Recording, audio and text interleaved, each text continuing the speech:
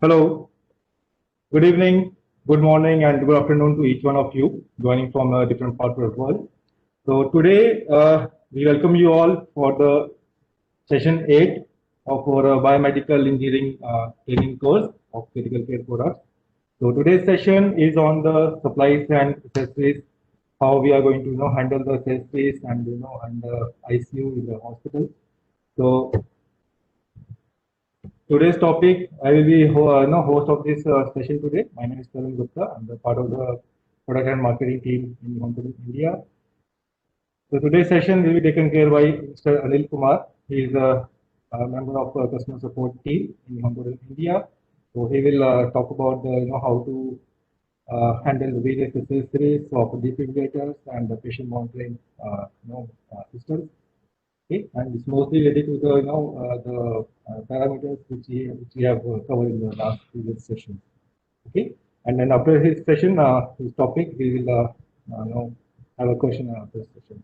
Okay, so now I'm handing over to Mr. Anil Kumar. Over to you, Mr. Hi, good evening everyone. This is Anil Kumar from Technical Support Department of Neon Codan. And today we will cover defibrillator accessories and patient monitoring accessories handling. How we can handle the accessories in ICUs and day-to-day care. So first of all, we will talk about defibrillator accessories. Then we will cover patient monitoring accessories. So we will see defibrillator accessories first of all, and we will cover external pedal, then internal pedal. After that, we will cover the topic patient monitoring accessories, in which we include NIBP curve, air hose, SpO2 sensor, ECG lead, connection port, and ETCO2 sensor. So first of all, let's come to external pedal. This is the picture of external pedal, which used in defibrillator to deliver the shock to the patient. And normally, due to the incorrect use of the pedal, it get malfunction. So how we can avoid it, we will see that in the next slides. So how we can take care of the external pedal, we will see in the further slide how we can handle this. So normally this is used to deliver the shock to the patient in defibrillator. So in the next we will see that how the mishandling is happened with the external pedal. So first of all, I'll show you the picture. It is showing that how staff or doctor normally test the energy test in defibrillator. So never perform the shock which is shown in the picture. It is very bad practice. It can malfunction the pedal assembly as well as the machine. So this is wrong practice. We have to avoid it. So how we can check it? There are various options in the defibrillator. We can check it in the operational check and shift check. So every defibrillator manufacturing company have their self test inside the defibrillator, and they have the operational test also. So we can check. So we can check in this test how we can check the pedal. So avoid this type of practice. So it will help how we can avoid the failure of external pedal. So next I'll show you that how we use and we put the external pedal in the pedal holder. Normally what user do, they use the defibrillator, they perform the shock to the patient, and after that they put the pedal directly to the pedal holder. Uh, that create the rusting in the pedal holder as well as the electrode plates. So always remove the gel from the pedal holder before placing it in the pedal holder. It can cause rusting in the pedal plate as well as electrode plate also, and it can malfunction the pedal assembly as well as test load also. So always clean the jelly from the pedals and then need to put it to the pedal holder. So always take care about that. This is the question that how we can save it. So next, this is the picture show the gel over test load plates which create rusting. Normally when what happen, we put this plate, when we put this external pedal on the pedal holder, then what will happen, the jelly comes to the adult plate, and due to time it will create rusting over the plate, so that can harm the adult pedal holder. So slowly it create rusting over that plate, and it can damage the pedal holder assembly as well as the test load inside the machine. So always clean the gel before putting it to the pedal holder. So this is the picture. It is showing that how corrosion make place in the pedal holder due to improper cleaning of gel. So always clean the gel first, then put it to the pedal holder. So these pictures show the cleaning and disinfecting of the external pedal. To clean and disinfect the external pedal. So we need to clean it after every use. After every use, we need to clean it with a soft cloth moistened with the disinfecting ethanol, and the concentration should be 76.9 to 81.4%. So when cleaning the external pedal, also wipe out the dirt from the both plate, pedal holder as well as from the pedal plate. So the external pedal cannot be disinfected. So don't try to disinfect it, or don't expose the external pedal to the heat over 60 degrees Celsius. So that may be harmful for the external pedal as well as pedal holder. So the pictures show the cleaning and disinfecting external pedal process. Next we will see that how we can clean and sterilize the internal pedal. This is the picture which show you the internal pedal. So this is the complete part. The electrode part and handle are single piece construction. The electrode and handle cannot be separated. So don't try to separate it from each other, and after 100 sterilization you can replace the internal pedal. So up to 100 sterilization it will work. After that you can replace it. So before autoclaving, don't put any object on the internal pedal. Always avoid that. It can damage the cable also, and it can damage the internal pedal. So always make sure there is no object over the internal pedal before placing it to the autoclave machine or that. Wash dirt such as blood of the internal pedal with the water or hot water before sterilization. So always clean it before sending to sterilization or before sending it to autoclave. Wash the exterior surface of the pedal with a soft sponge and wash the handle part with a brush by using neutral detergent. Always. So this is the picture which show the cleaning part of internal pedal. Be careful when using a hard brush, so the handle might be damaged. So always take care about the handle. So clean it softly and gently so that it cannot be damaged. The connector part is not waterproof. When cleaning this, don't wipe the connector inside the solution. It can damage the connector as well as the internal pedal. So always take care. Never put the connector inside the cleaning solution. So that is the precaution we need to take care during the cleaning of internal pedal. Sterilize the internal pedal by ethylene oxide gas or autoclave by stirred. Sterilization of internal pedal. So before send it to the sterilization process, we need to take care how to tie the internal pedal properly. When sterilizing the internal pedal, bind the pedal cable so that the cable is not tightly bent. So always bend the cable as shown in the figure. So don't do it so tight that it can damage the cable. So always take care as per shown in the picture. Always shown in the picture. So sterilization condition, perform validation test after the facility is sterilizing the pedals by a method that is not specified below.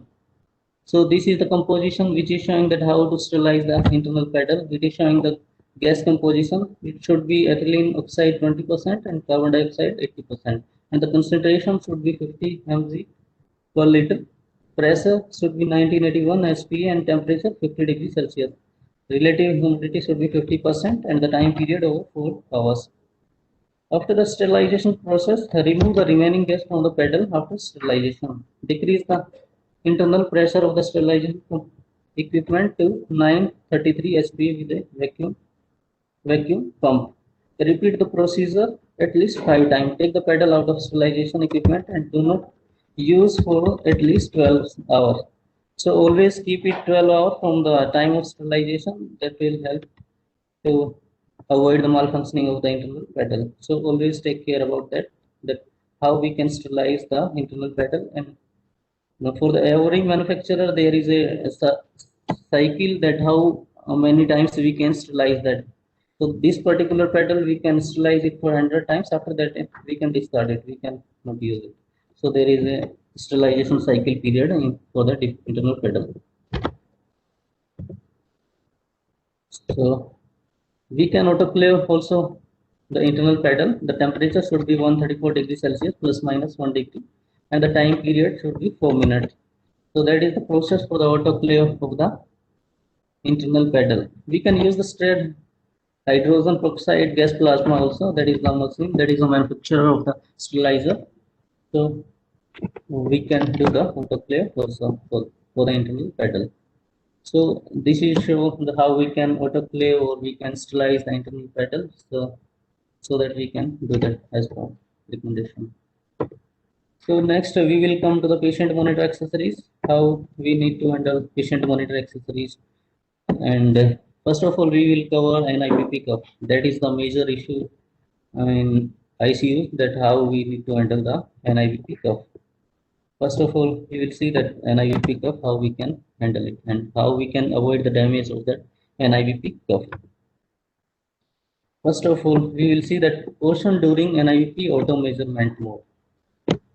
In the hospital, what we will see that the patient monitor, there are three type of mode. First, auto, then manual and static. So most of the time, what user do, they select the auto interval, and after that, suppose there is no patient connected to the patient monitor or no one is admitted to the patient monitor, and what will happen, the patient monitor automatically measure the NIPP without having the patient. So in that case, it can damage the cuff. So we need to take care that whenever we are selecting the mode to auto, then we need to admit the patient, or otherwise we need to shut down the patient monitor. So we can switch the auto mode to manual mode. So that is the question we need to take care. Most of time we found in the hospital that nobody is taking care of that. So we need to take care how we can avoid the damaging of NIPP cuff due to the auto mode. So always keep the auto mode switch off or patient monitor switch off. So we can attach it to the patient. So don't. This is show how NIPP mode we need to select for the NIPP cuff. Second is the cleaning and disinfecting process of NIPP cuff. So this is the picture which show that how we need to remove the bladder from the NIPP cuff. Removing the inflation bag, we can say this inflation bag, or we can call it the bladder. So this is a picture how we can remove the bladder from the cloth part of the NIPP cuff. And this is the picture, it shows that how we need to insert the NIPP inflation bag inside the cuff after cleaning. So for the inflation bag in half length as shown in the picture, after that insert it inside the cloth, and then we can carefully unfold the inflation bag. So this is showing how we can insert and remove the bladder from the NIPP cuff. So this is the NIPP cuff. It is having two parts. First, the external part, it is cloth, and the internal part, that is bladder. Next, how we can clean it. So for the cloth, we can wash it with the neutral detergent and water, and then we can dry it normally. For the inflation bag, remove all air from the bag and close the connector cuff firmly. So this is the connector cap. We need to close it before cleaning and before disinfecting the cuff. Then we can wash with a neutral detergent and water, and then we can dry it. How to disinfect it? Cloth cover. We can disinfect the cloth cover over 80 degrees Celsius for the 10 minutes, and then we can clean it as the described above. We can clean it with the detergent or water, and then we can dry it. For the inflation bag, disinfect the inflation bag with the sodium hypochlorite, and then we can clean it as described as above. So we need to follow this process, and we need to take care how we remove it from the cloth. That is the most important thing for us.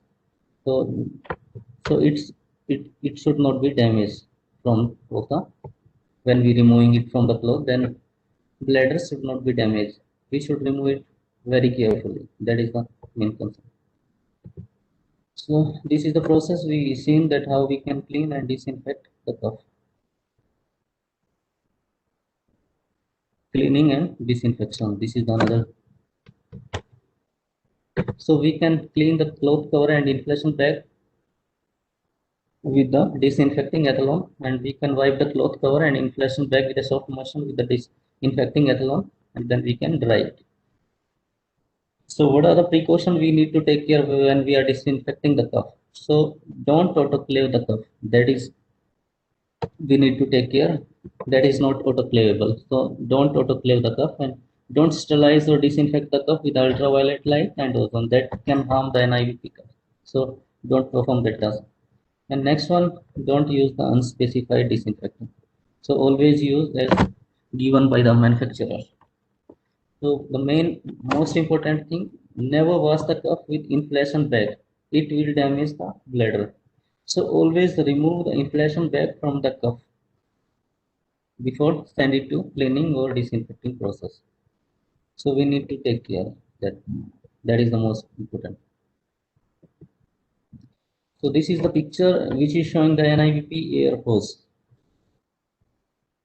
So how we can take care of the NIVP air hose, we will discuss about that. And this is the connector part which we connect to the patient monitor, and this is the another connector which we connect to the NIVP cuff. To this side we connect this to the air hose. So how we can take care of NIVP air hose? First of all, we will see the cleaning and disinfection process. So we need to take care, never put these connector inside the disinfectant or solution. We need to take care of that. Never dip it to the solution. That can damage the accessories as well as the machine also. So if the liquid in the air hose enter inside the device, then it can damage the device or it can damage this tubing also. So we need to take care about that. So the cleaning after use, why is the air hose with the most neutral detergent diluted with water? We can clean it as well as we previously seen for the NIVP cuff. So the cleaning process is the same for both cuff and air hose. For the disinfection, we can wipe the air hose with a soft cloth with the following disinfectant listed below with a concentration of 0.5%, 0.5% for both the cleaning solution. And what we should take care about the cleaning. So this is also not autoclavable part, so we should avoid, we don't autoclave it normally, and don't sterilize it, otherwise it will damage the air hose. So always take care about that. Don't send it for the autoclave, and don't send it for the disinfection for sterilized process, and never use unspecified disinfectant. So that we need to take care. This is the picture which show the SpO2 sensor that is used to measure the SpO2 of the patient, we previously seen. So how we can handle the SpO2 probe, and we can avoid the damaging of SpO2 probe in the ICUs and in the hospital users. So we will see that. How we can prevent damage caused by the patient. Normally what will happen when we are using the SpO2 probe on the patient, then sometime it get tangled on the patient and the patient, it can damage. So always make sure that the cable of the SpO2 probe we should take away from the patient, and we can keep it in the way that it may not get tangled with the patient, so that we can avoid the mishandling of SpO2 probe. So how to open the picture, show that how we can open the SpO2 probe. This is the picture. It is showing that we need to press from this side and it will open. So we need to apply the certain force to open that. Don't apply too much force to the probe, otherwise it will damage the probe. So we need to take care, and we need to take precaution for that, how we open that and how we do put it on the patient. And next on the picture, it is showing that we should use a surgical tape over the patient head. So it can prevent the movement, it can prevent the damage caused by the patient or movement. If we will not put the tape, then maybe this probe come under the patient or it can be damaged. So we can avoid it, we can secure it with with surgical tape. So perform always attach the sp2 probe in such a way that we can avoid the damage by the patient or the user. So it can help to avoid the damage of the sp2 probe, which we see. So this is the same process, cleaning and disinfection of the probe. So how we can clean it? We can clean it with a soft cloth with the ethanol at the 50 degrees Celsius temperature, and this is the concentration 76.9 to 81.4% by the volume, and we can dry it. What is the process for disinfection? We can rinse the probe thoroughly with the water before disinfecting, so that we can remove the dirt from the probe. So we can wash it with the water, and we can remove the dirt from the cape from the sp2 sensor, and we can disinfect the probe and soak it to the disinfectant. And we can disinfect it below solution which we have mentioned below. Glutaraldehyde solution and the given solution with the concentration percentage of 2% and 0.5%. So after disinfection, rinse the probe with sterilized or distilled water. Push the rubber part of the probe to completely remove liquid inside it. So we need to remove the whole liquid from the probe, and we can dry it. We can dry the probe thoroughly. So we need to take care that do not let the connector wet with the disinfectant of the water. So we make sure that the connector part of the probe should not be dipped into the water to avoid the damage of the connector. And yeah. So if it get wet, slowly wipe it. Do not use the probe with the connector, wet connector. Otherwise, it will damage the machine and it will damage the accessories also. So don't use chloroxyhyl gluconate such as Hibitin and ethanol mixture to disinfection. It may deteriorate the resin. Sterilization. This probe is non-sterilized and cannot be sterilized. So always take care about that. Never send it for the sterilization process, otherwise it will damage. It can damage. Otherwise, it can damage the probe. So we need to take care and clean, and we can disinfect the probe. So most important thing, we need to take care that never put the connector part inside the disinfectant solution. So we can avoid that. We need to take care about that. So then we will come to the ECG connection cable and patient lead. So disinfecting leads, cable and cord, we can clean with the cloth with the disinfectant listed below. We can use this solution to disinfect the ECG cable and leads. So next we will come to the EtCO2 sensor. How we need to handle EtCO2 sensor? This is the main. This is very expensive part, so we need to take care about the EtCO2 sensor very carefully.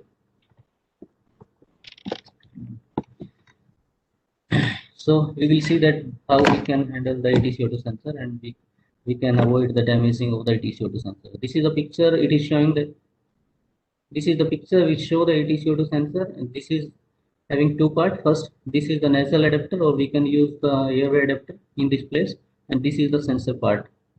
So we should take care how we remove it from the nasal adapter.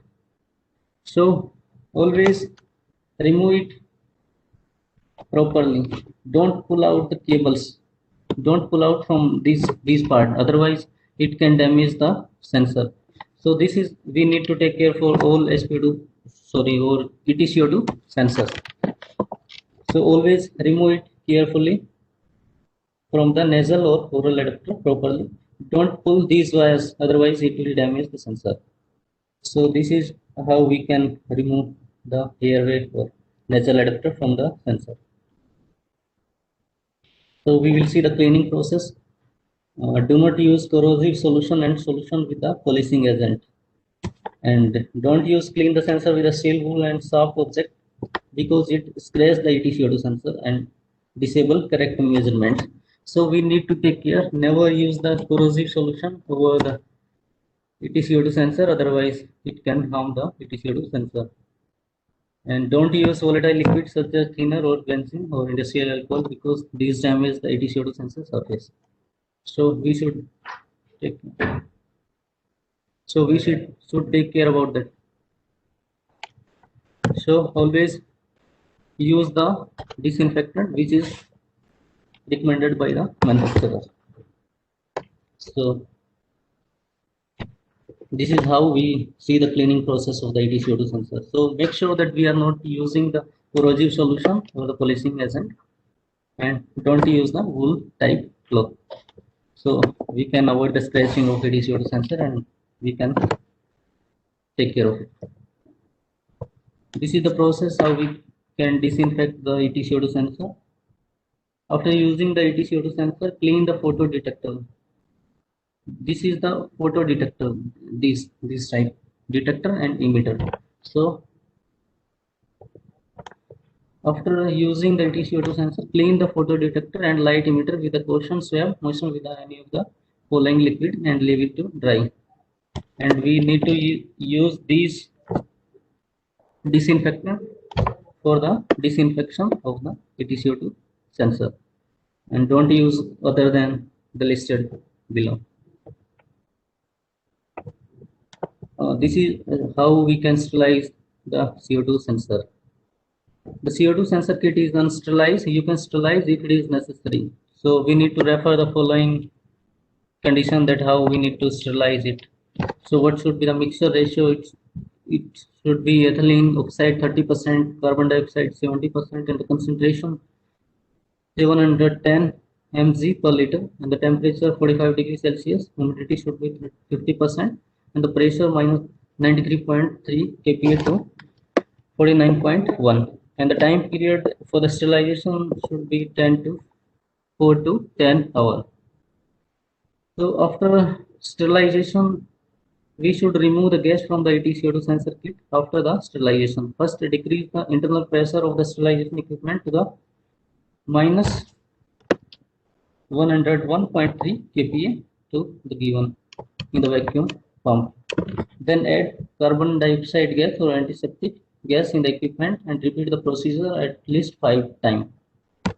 Take the CO2 sensor kit out of the sterilization equipment and leave it for more than 8 days in the place where the temperature is over 20 degrees Celsius. So we need to keep it for the 8 days after the sterilization process.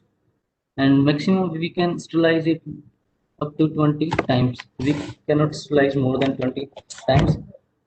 Otherwise it can damage or it can decrease the life. So thank you. So now you can ask the question. Thank you, Anil-san, for giving insights on how to handle the critical care accessories, which are related to defibrillator and patient monitoring parameters. So, guys, I hope you have learned how to sterilize and disinfect the accessories in the critical care environment. So, actually, the one thing we need to learn from here that each accessories, each parameter accessories, even the equipment has different process for sterilization, okay, and for the different processes for the handling also. So, and it also varies from the manufacturer to manufacturer how what procedure they have mentioned for sterilizing the accessories. Okay. Now I request everyone to ask some questions to us. I'm happy to answer those questions to you. You can put the questions on the chat box or on the question and answer section.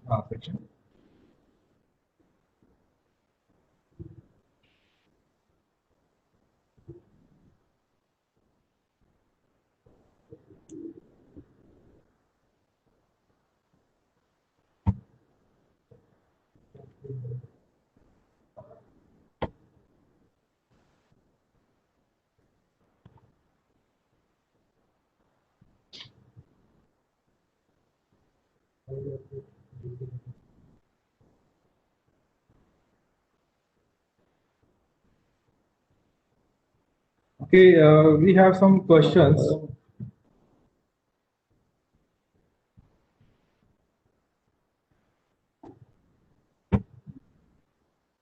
All in this clear.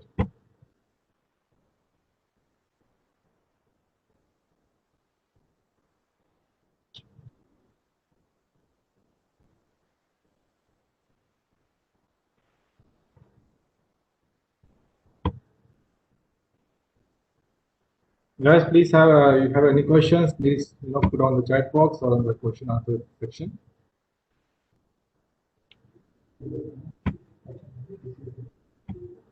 Okay, so there is a question from Stella Ahsan. Regarding actually, we have asked the question regarding the operation of the defibrillator.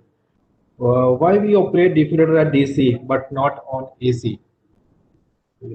So, if you are talking about the input to the defibrillator, then definitely we can use defibrillator on AC supply also. But if you are talking about the shock is exactly not the DC. If you have seen the biphasic shock, it is like a pulse, large pulse, which is delivered on the patient through from apex to sternum. It shows the current path from apex to sternum in case of biphasic, and the small written path. So we can that shock delivered is DC. We can call it as a DC because it is a truncated pulse. And if you talk about the input supply, that is AC obviously, and that AC is converted into DC through the internal circuitry which we have studied during the defibrillator handling. In that, we have seen the high voltage unit and the high voltage capacitance used to store the energy, DC energy. The second question from the same person. Can anything be done to minimize the number of non-critical shocks?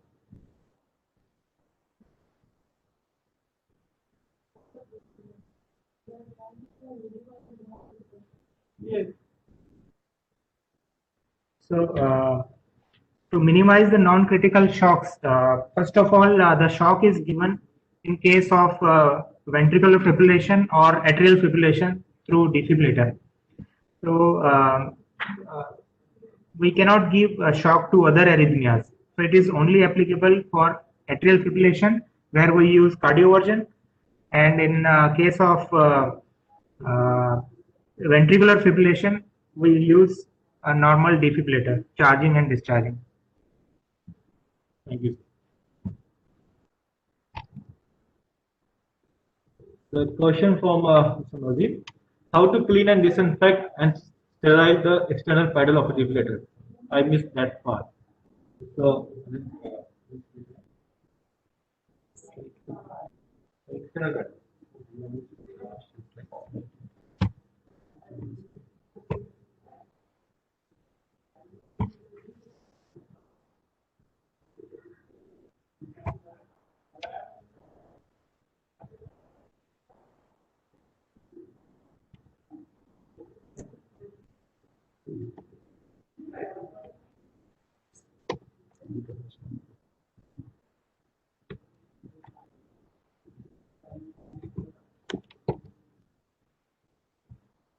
So, Azina, we are repeating for you again.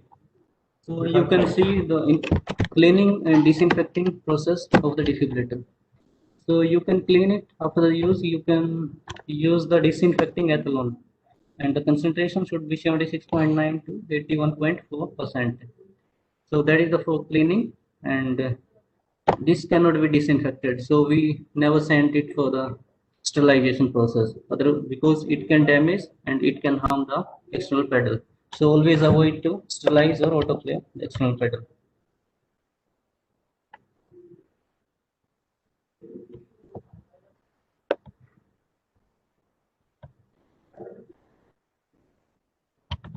Thank you. The question from Ujjal Saha. Cleaning and disinfecting solutions are available in market for individual purpose. For individual purpose, I think actually we didn't get your answer, your question. So why you need for you need for the So to clean the equipment, there is a particular solution which will be available in the market. For that, you need to check all the operator manual for the concerned instrument, whether it should be not much of acidic or not much of basic. It should pH level should be neutral, and the content which was shown to you in the presentation, we can go through again. You just see that content should be available in that solution which is available in the market. So you can see what are the contents like.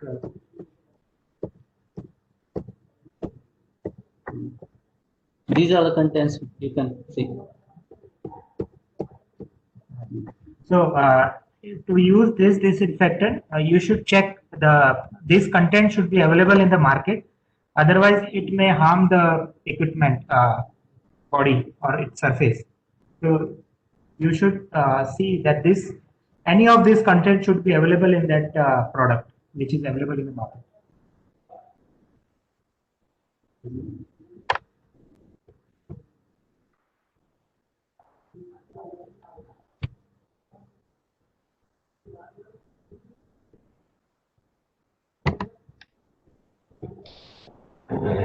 guys, if you have any other questions, please put on the chat box or the question and answer section.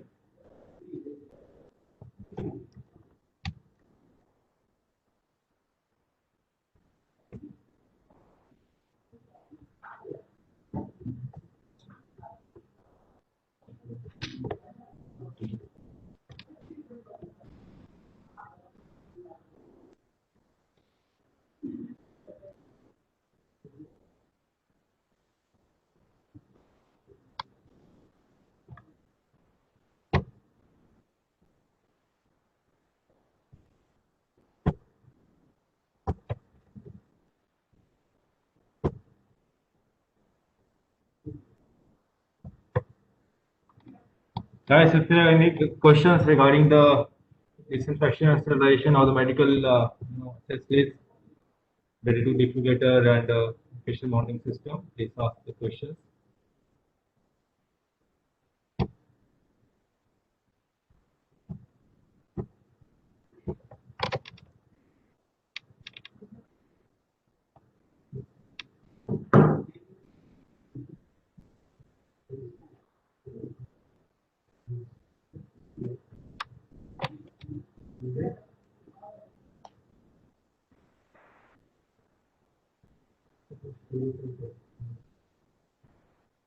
We are looking at some questions actually those are not related to the disinfection part today's topic, but more related to the defibrillator.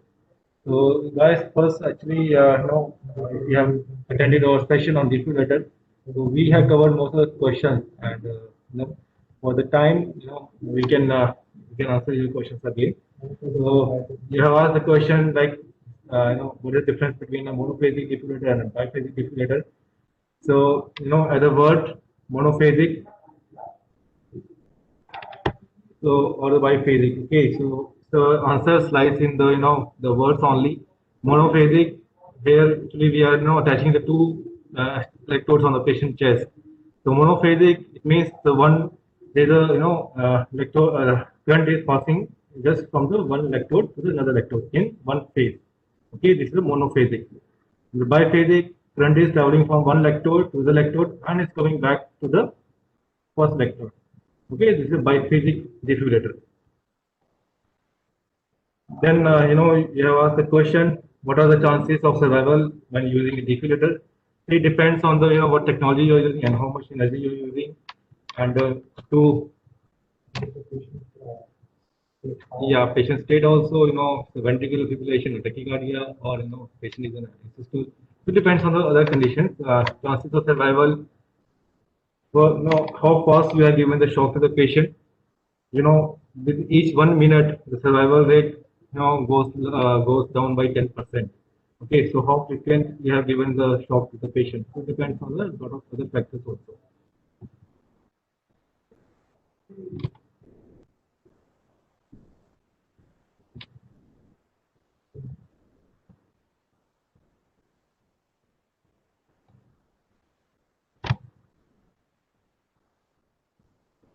This is a good question.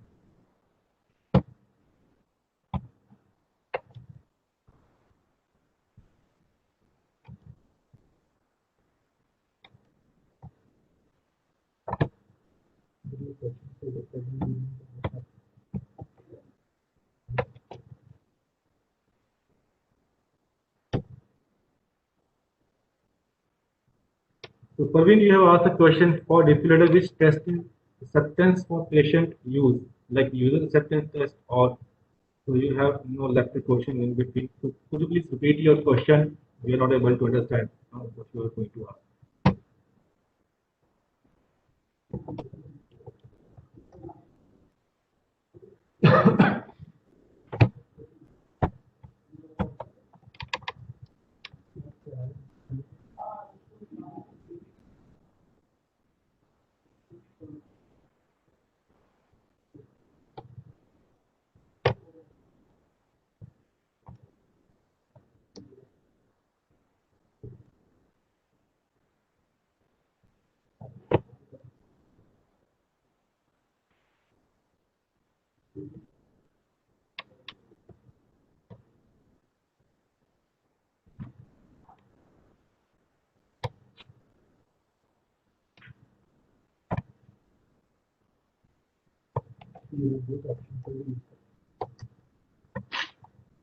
The question from Ahmed, what is recommended to use during the shock the patient?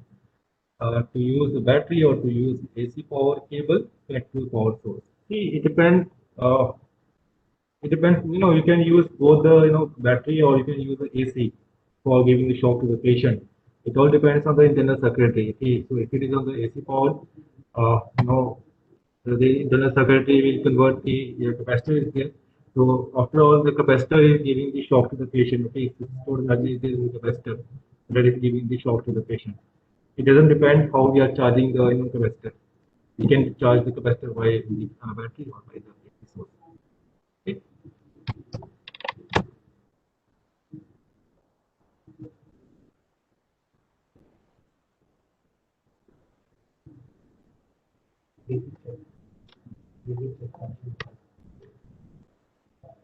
Question from Ahmed again. What is the frequency to check the battery condition? And there is a way to check the battery as service engineer. See, Ahmed, first of all, in the defibrillator, the basic test is there and the self test is there. So with the self test, defibrillator is all automatically testing the battery and all the internal circuitry of the defibrillator, right? With the basic test, you can check the battery condition manually. Okay, so this can be done by the hospital staff or as a service engineer whenever you are going to for the meeting the you're going to the for the BMS or the product or the anything. So you can check the battery condition by doing the performing the basic test.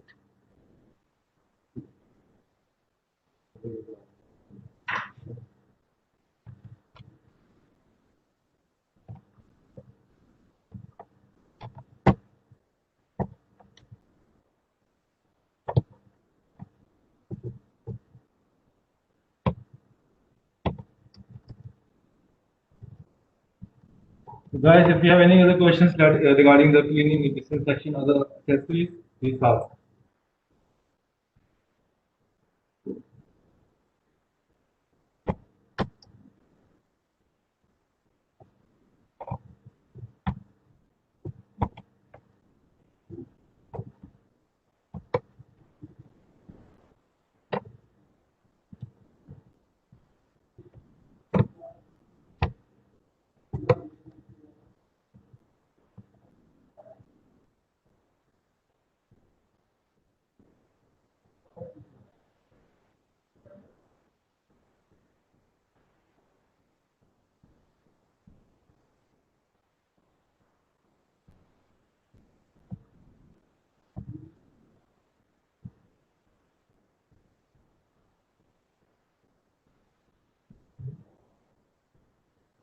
Okay, so we are not, getting any questions from you guys. So I think we should conclude the meeting today's session. In case you have, we can wait for another, 4 minutes at 5:50 Indian time. We will close the session.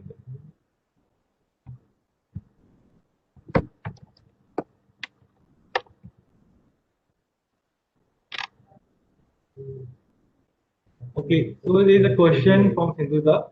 So according to schedule, a test has been mentioned. How will it be conducted? And then the question is there certificate will be issued. See, definitely, sir, in last session, and the 10th, specifically the 8th session, the last 10th session, we will conduct a test and a quiz program. So once you will do the quiz, you will perform all the tests, and you will get the certificate. Okay.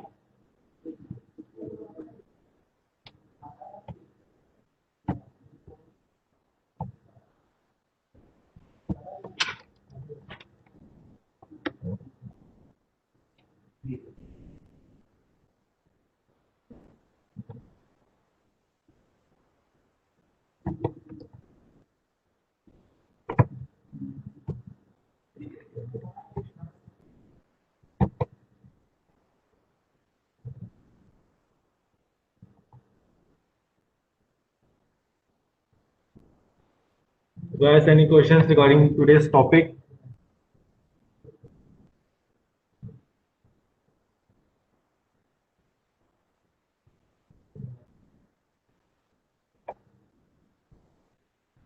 Question from Monad. May I ask how many sessions this course? See, most of the sessions we are covered today in this session. So we are left with 2 sessions. Next session is on the. I show you. Wait. Let me share my screen. See, next session we are having on the healthcare IT trends. So we will discuss about the what are the IT trends in the ICUs, what are the demands of the hospital in the terms related to the storage of patient data, hospital information system, HRT system. So we will call external faculty to discuss about the hospital IT trends. So this session is on the 12th of February. It's the next Friday, the same time 5 p.m. Then the last session is on the we will run a quiz session. We will have some question answers. If you guys have any other questions related to the topics, we will cover those. And at last, we will provide you all the certification. Okay.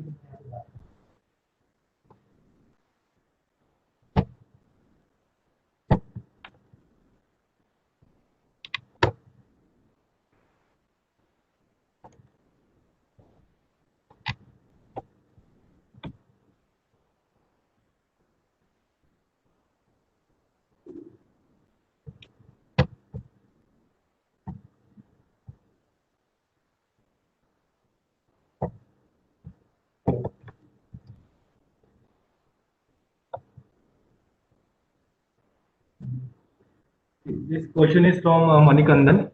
How to ensure that selected joule coming out from defibrillator? Any testing equipment is there, sir? Yes, Manikandan. Actually, it all depends that where you're going to give the shock to the patient. See, if you have delivered the shock to the patient, on the after delivering the shock, you get to know how much energy has been delivered. Okay. For example, you have given the shock of 200 joules. Once you deliver it, so you will get on the paper on the recording paper that this much shock has been delivered to the patient. And if you are talking about any testing equipment, yes, there are some defibrillator checking devices are there from the Fluke or Accuray. So you can even the Nihon Koda, we do have our own equipment testing devices for defibrillator. So we can check the defibrillator on the device.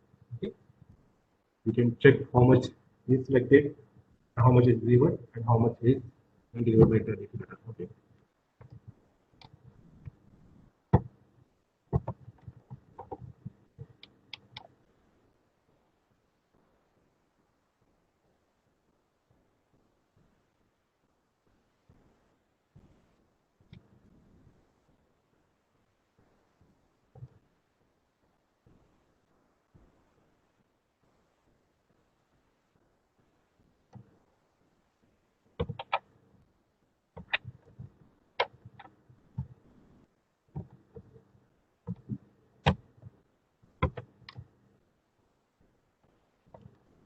Okay, so there are some questions related to how to get the slides, how to get the videos. So guys, very soon we are going to upload these videos on our Nihongodan India YouTube channel, or we will upload on the Post Biomedical YouTube channel.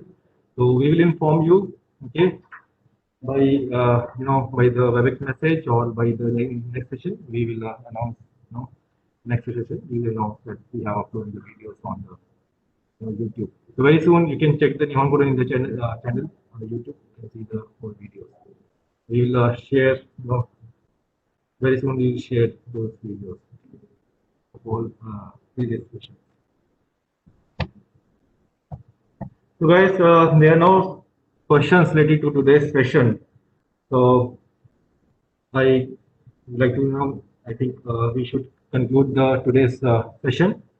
So thank you all, thank you everyone for joining to this session, and I thank Mr. Anil also to give the very good insights about how to sterilize and disinfect the facilities in ICU in the hospital care areas.